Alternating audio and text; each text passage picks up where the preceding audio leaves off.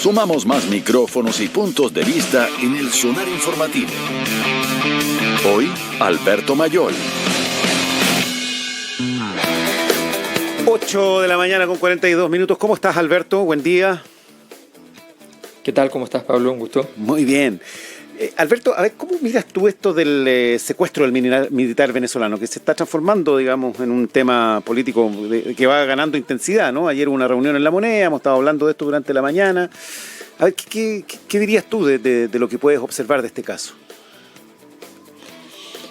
O sea, el caso es bien interesante desde el punto de vista geopolítico. A mí me da la impresión de que no hay alternativa distinta a esa. No habiendo ninguna evidencia, sino más bien todo lo contrario, de que se pueda tratar de algo delincuencial.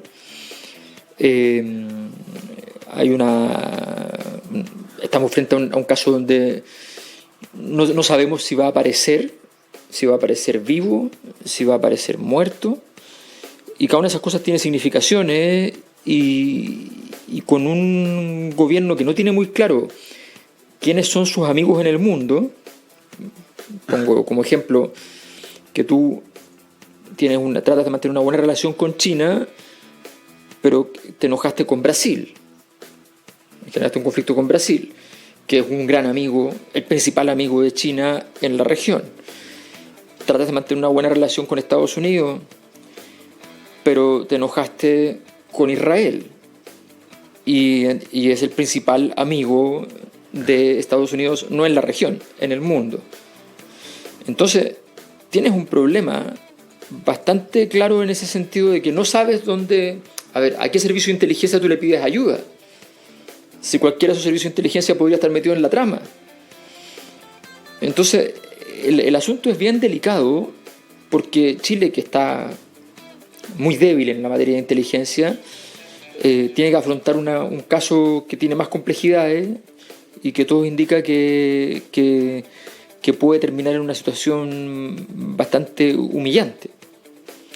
Ahora, cuando tú planteas esto de qué servicio de inteligencia puede estar metido en la trama, suena como una cuestión ajena, lejana, y donde, digamos, muchos podrían repetir algo que se viene, digamos, diciendo hace un tiempo, ¿no? No, si en Chile no pasan estas cosas, y de repente, bueno, pasan. ¿Qué dirías sobre esto, digamos, sobre esa, digamos, cuestión que puede parecer propia de una película, y que efectivamente puede estar pasando, ¿no? Como no se descarta ninguna tesis, esta es una tesis. Bueno, es que más que eso, mira, nosotros venimos acostumbrados, le pasó a los empresarios, le pasó a los gobiernos, le pasó a los ciudadanos, venimos acostumbrados a un mundo con certeza. El primer mundo con certeza era la Guerra Fría. Estaban los que estaban de tu lado, los que estaban del otro lado, y estaban los terceros, ¿ya? Y los terceros en realidad eran más tímidos, pero estaban de un lado. Bueno, después viene la época de la certeza más absoluta. Ya no hay dos lados, hay solo uno. El fin de la historia, se acabó todo, es el liberalismo, ya está, hay que estar con Estados Unidos, no hay más. Y la OTAN y todo eso. Bueno, resulta que hoy día no estamos en ese mundo. O sea, nosotros nos dijeron en los años 90 que se acabó el socialismo y el comunismo. Resulta que el partido más grande del mundo es el Partido Comunista Chino, el país que va a ser más importante en los próximos 7, 5, 3 o ya este año, va a ser China, el que tiene mejores relaciones con la mayor cantidad del planeta en cantidad de población y en cantidad de países, es China. Entonces, que es comunista, ¿verdad? Entonces me dicen, no, es que es capitalista. Sí, los comunistas siempre creyeron en que hay que pasar por el capitalismo antes de llegar al comunismo. Entonces, él es comunista, y entonces nosotros estamos hablando en un mapa que no existe.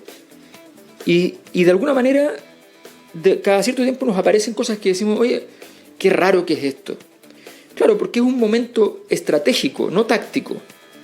Y ese es el problema, que no tenemos una visión estratégica de la situación y no nos damos cuenta que en un momento donde el mundo está cambiando de hegemonía desde Estados Unidos hacia China, obviamente hay cambios tan grandes que es un momento que se llama repartición del mundo, por decirlo así, un momento donde todos los actores principales empiezan a ver con qué juego van a quedar en la mano, y por tanto todos los países son importantes. Y Chile es un país muy importante en América Latina y por tanto va a ser un objeto de deseo, y el objeto de deseo en política no necesariamente es una gran noticia.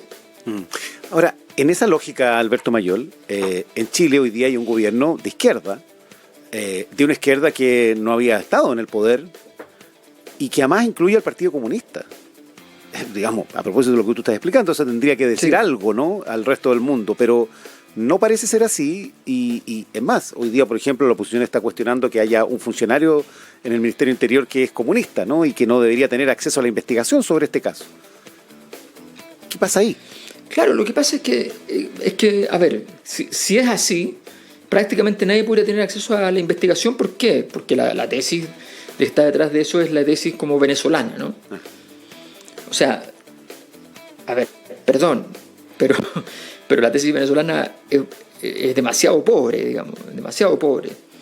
No hay ninguna razón. ¿Tú dices la para tesis una de la prueba disidencia venezolana?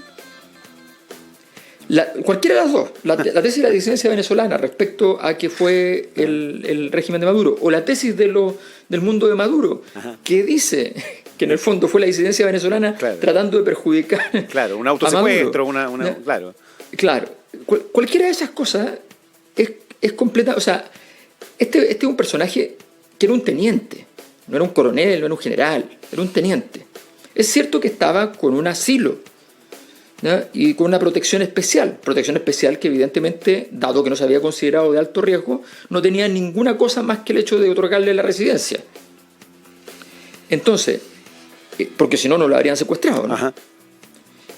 Entonces, a ver, es evidente que la trama venezolana es de muy poco tamaño y muy poco interesante para el asunto del que se trata.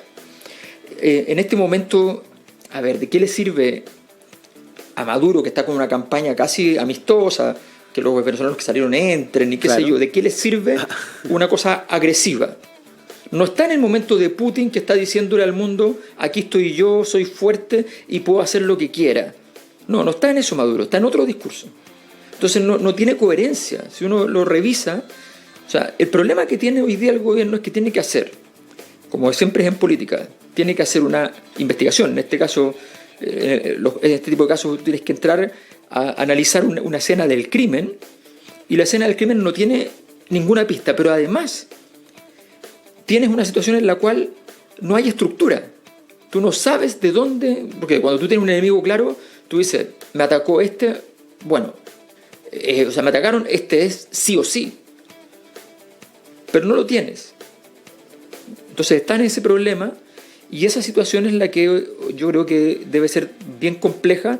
Me imagino que ya en todo caso han encontrado algunas líneas de trabajo, algunas obviamente no se han comunicado, en fin, pero yo creo que evidentemente nos da la bienvenida a la conciencia de que Chile está en la escena global, para bien y para mal, no solo para bien, y está metido en el tema estratégico como iba a ser. Yo me acuerdo cuando presentamos con Lavín el año pasado esa presentación conjunta, planteamos el tema de que Chile tiene que entrar con mucha más fuerza a una diplomacia de carácter geopolítico, porque mantener la amistad con China y Estados Unidos al mismo tiempo no va a ser nada fácil.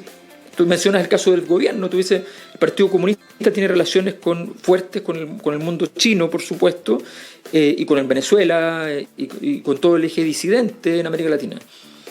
Pero el Frente Amplio tiene una relación muy fuerte con Alemania, con Estados Unidos, con el eje occidental. Entonces, ¿cómo tú transformas eso en algo positivo y no lo conviertes en un conflicto interno? Y peor aún, no lo conviertes en una contradicción en tu comportamiento político exterior. Alberto, a ver, para seguir un poco la línea de lo que tú planteas, tú dices, lo que hay hasta ahora no permite observar una cuestión que obedezca a delito común, ¿no? La tesis venezolana se descarta por ser muy, digamos, muy liviana, muy chapucera. Poco, muy chapucera. Sí. ¿Qué tesis queda entonces? Digamos, tratando de entender un poco la lógica que tú planteas de que estamos insertos en una cuestión que, digamos, que es más compleja. A ver, para eso habría que saber claramente con qué se ofendió cada actor y cuánto. Y eso es una de las cosas fundamentales de los Ministerios de Relaciones Exteriores y de los organismos de inteligencia. Los organismos de inteligencia no son una colección de espías y gente que anda siguiendo a otra.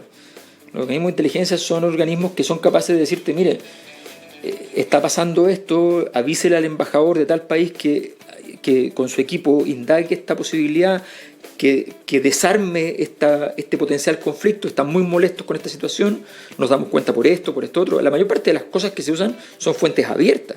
Es bastante sencillo, eso no se requiere mucho trabajo, pero es bastante sencillo tener información.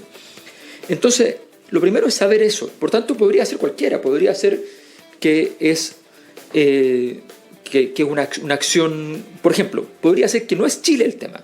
Ajá. Podría ser que un país del mundo que tiene que dar señales de fortaleza elige varios lugares impactantes. No es impactante hacerlo en países donde los secuestros son permanentes, por tanto descartas ciertos países. En Chile sí es impactante y generas el efecto. O sea, para decirlo en simple, supongamos que estas cosas han pasado en otros momentos. El secuestrado aparece vivo en otro país.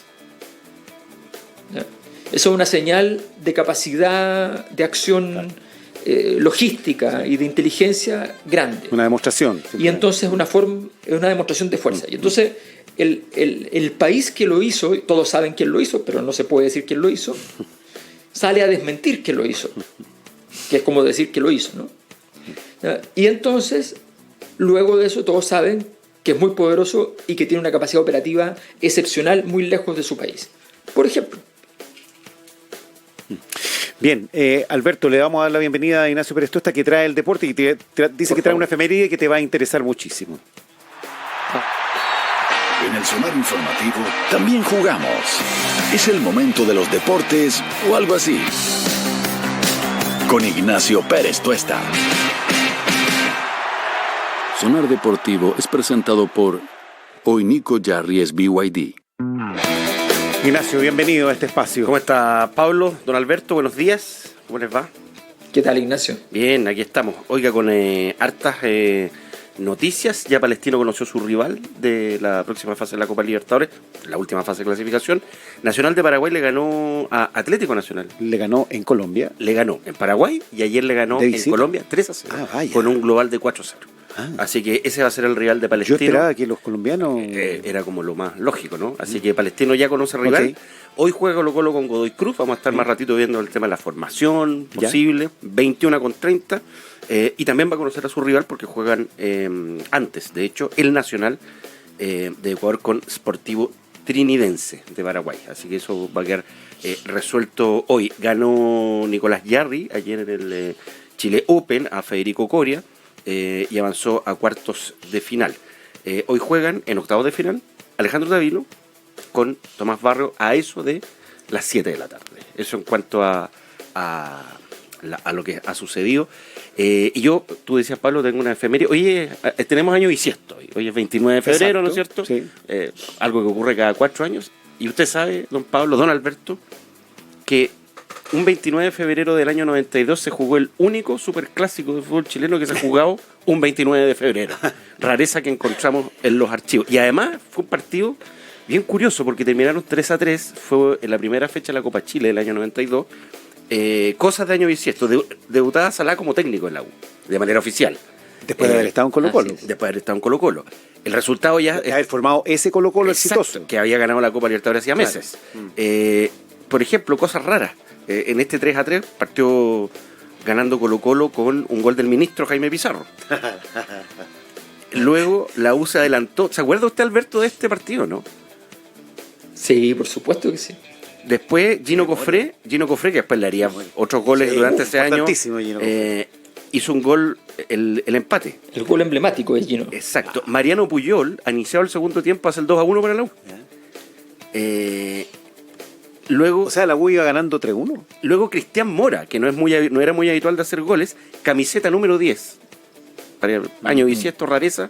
Mora con la 10. La U 3-1 hizo el 3-1 sobre el campeón de América. Sobre el campeón de América. Estadio lleno. Yo sé que estaba ahí. Sí. El Tunga González hace el descuento 3-2 hasta que pasa esto. Sin embargo, en el minuto 42, observen ustedes cómo se va Luis Murri. El centro para Cristian Mora. Y fracasa solo, como ustedes vieron, ante el meta de Colo-Colo, Marcelo Ramírez. Inmediatamente viene la carga de Colo-Colo. La lleva Aníbal González, la juega para De Luca, y De Luca sí que convierte el 3-3 en el minuto 43. Fue el mejor partido de la fecha, digno de inauguración de un torneo que merece una muy, muy buena suerte. El público quedó conforme en el 3-3. Ya. Es el público de la U, no sé si quedó tan conforme porque están... O sea, Mora se pierde el 4-1. El 4-2. Está 3-2. Fracasa solo, dice. Fracasa, minuto 42. Mira, imagínate la rareza. Pasa de Lucho Murri en profundidad. Cristian Mora llega en posición de nueva a definir. Se le va. Saca Colo-Colo y hace el gol de Luca. ¿Se acordaba de tanto detalle, don Alberto Mayol? Usted que es un hombre... Sí, me acuerdo. Fue traumático. Además que imagínate. Sí. ¿Estaba en el estadio, Alberto? Sí, yo en ese tiempo iba mucho al estadio. Y además que Mora cuando apareció, efectivamente al principio nadie sabía en qué puesto jugaba, porque jugó en todos los puestos, porque sí, era como mentolatum, ¿no? Entonces jugó en todos los puestos. Yo me acuerdo perfecto que jugó exactamente en todos menos arquero. Bueno, y de repente entonces además hace este gol y tenía el otro gol, entonces era una cosa así como que ya tú andabas buscando un Mesías. Después apareció Salas, que era el Mesías, pero Mora, en algún momento todos dijeron, oye, pero este gallo entra y pasan cosas. Claro. Bueno, pasó la tragedia horrible. Así que, claro, porque la U le ganaba al campeón de América. Le ganaba al campeón de América. Claro. Y claro, termina empatando además con la rareza de Carlos Gustavo de Luca, que jugó 4 meses en Colo-Colo. Está claro. Y que estaba a préstamo por O'Higgins, y hubo unas par de semanas ahí que jugó entre O'Higgins y Colo-Colo. Increíble. Cosas raras de un año bisiesto como el 90. Y déjame decirte una cosa, Ignacio, muy cortita. Mira, además había una cosa que no tenía que ver con el resultado. Tenía que ver como el momento de Maradona en el 86 con Inglaterra, que era la afrenta. Colo-Colo se había llevado para ser campeón de América al Pato Yáñez. Claro. ¿No? Y esa afrenta merecía alguna clase de repudio. Y este era el momento emblemático para hacerlo. Bueno, nos lo quitaron a última hora, que nos pasó varias veces. Recordemos el gol de Rubio y todas esas cosas. No, terrible. Bueno, recuerdos noventeros de el fútbol en Chile con Ignacio Pérez Tuesta. Alberto Mayol, gracias por estar con nosotros como siempre, cada semana. Muchas gracias a ustedes. Un abrazo grande para ti. Don Ignacio, nosotros seguimos en el Sonar Deportivo. Con mucha noticia deportiva. A la pausa y ya estamos.